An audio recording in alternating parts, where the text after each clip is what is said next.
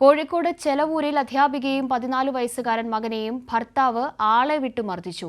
ഗുരുതരമായി പരിക്കേറ്റ Shalini Kozhikode medical college ആശുപത്രിയിൽ ചികിത്സ തേടി. ബുധനാഴ്ചയാണ് സംഭവം നടന്നത്. കാലിനും കൈക്കും ഗുരുതരമായി പരിക്കേറ്റ് ബോധരഹിതയായ അധ്യാപികയെയും മകനെയും നാട്ടുകാരും പിങ്ക് പോലീസും ചേർന്നാണ് കോഴിക്കോട് മെഡിക്കൽ കോളേജ് ആശുപത്രിയിൽ എത്തിച്ചത്. ഭർത്താവ് ജെറീഷുമായി അകന്നു കഴിയുന്ന ശാലിനിയും മകനും കക്കോടിയിലുള്ള വീട്ടിലാണ് താമസിക്കുന്നത്. ചെലവൂരിൽ ശാലിനിയുടെ സ്വന്തം പേരിലുള്ള വീടും പറമ്പും ഭർത്താവ് ബാങ്കിൽ വർഷങ്ങൾക്ക് മുമ്പ് പണയപ്പെടുത്തിയതാണ്. ജപ്തി നടപടിയിലായതുമൂലം വീടും സ്ഥലവും വിൽപ്പന നടത്താനുള്ള ശ്രമം നടത്തുമ്പോഴാണ് ആ വീട്ടിൽ ഫൈസൽ എന്നയാളെ ജെറീഷ് താമസിപ്പിക്കുന്ന വിവരം അറിയുന്നത്. ഇക്കാര്യം പോലീസിൽ അറിയിച്ചിരുന്നു. അതിനുശേഷം കോടതി ഉത്തരവിനെ തുടർന്നാണ് ശാലിനിയും മകനും ചെലവൂരിലുള്ള വീട്ടിലേക്ക് എത്തുന്നത്.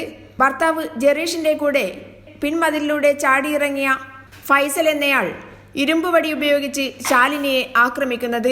പോലീസിനെ വിളിക്കാൻ ശ്രമിക്കുമ്പോഴേക്കും ആക്രമണം ആരംഭിച്ചിരുന്നു. മോനെയാണ് ആദ്യം അടിച്ചത്. മോൻ്റെ കാലിന് പരിക്കുണ്ട്.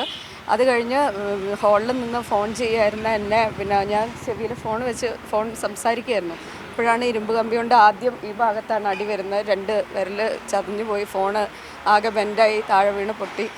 അത് കഴിഞ്ഞ് എന്നെ താഴെ തള്ളിയിട്ടിട്ട് ഈ ഇരുമ്പ് കമ്പി കൊണ്ട് കാലിൽ അടിച്ച് കാല് ഫ്രാക്ചറാണ്.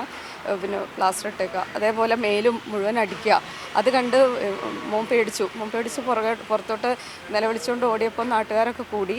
ഇയാൾ അടി നിർത്താതെ എനിക്ക് തോന്നി ഇയാൾ ഫുള്ള് വിരലൊക്കെ മുറിഞ്ഞ് മുഴുവൻ ബ്ലഡായിരുന്നു. അപ്പോൾ എനിക്ക് തോന്നി ഇയാളുടെ ഇത് കണ്ടിട്ട് അയാളൊരു കൊല്ലാൻ ശ്രമിക്കുന്ന പോലെ തന്നെ തോന്നിയതുകൊണ്ട് ഞാൻ എങ്ങനെയെങ്കിലും വേദനയോടെ നിരങ്ങി പുറത്തേക്ക് എത്താണ്. അപ്പോൾ പുറകെ വന്നുകൊണ്ട് അടിച്ചുകൊണ്ടിരിക്കുക. അപ്പോഴത്തേക്ക് ആളുകൾ കൂടിയിട്ടുണ്ട്. ആളുകൾ കൂടി അവർ ആണ് പിന്നെ പിടിച്ചു മാറ്റുന്നത്. കോഴിക്കോട് മെഡിക്കൽ കോളേജ് ആശുപത്രിയിൽ ചികിത്സയിലായിരുന്നു ഇതുവരെ ശാലിനി. KSTA മലപ്പുറം എടപ്പാൾ സബ് ജില്ലാ എക്സിക്യൂട്ടീവ് അംഗമാണ് ശാലിനി. അധ്യാപികയ്ക്ക് നേരെ നടന്ന ആക്രമണത്തിനെതിരെ നിയമ നടപടി ഉണ്ടാകണമെന്ന് KSTA ചേവായൂർ സബ് ജില്ലാ കമ്മിറ്റി ആവശ്യപ്പെട്ടു. കൈരളി ന്യൂസ്, കോഴിക്കോട്.